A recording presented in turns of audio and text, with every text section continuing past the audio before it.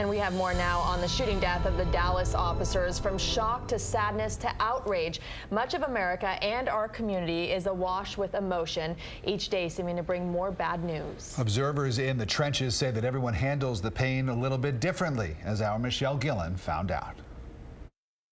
So many people we've spoken to talk about how they feel personally affected by this stream of events: bloodshed, chaos, confusion, loss of life. Do you feel more anxiety than normal? I definitely do. I think with the anxiety, I definitely have to pray and talk to my children. What I saw on television was just egregious and didn't sit well with me at all. After back-to-back violent incidents, many folks say they feel anxious, and some may be clinically correct. Is there a psychological cumulative effect?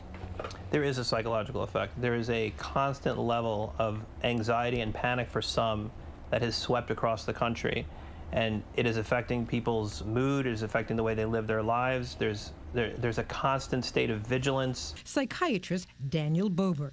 The police officers who are supposed to protect us, they themselves have become the target. So who do we turn to for help?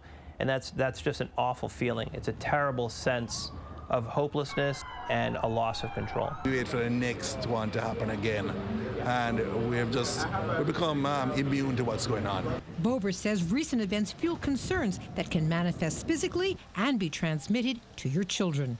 Makes me worry a little bit, if they're not with me, if they're alone, how to, handle a situation like an officer approaching them or anything, to be responsible.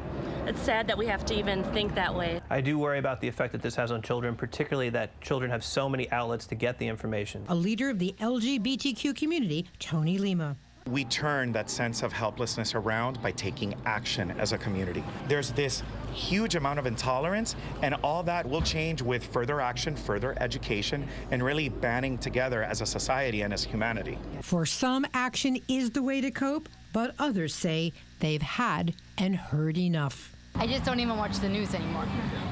I don't want to know. Michelle Gillen, CBS 4 News. Stay with CBS 4 News and CBSMiami.com for continuing coverage of the ambush on the Dallas police officers.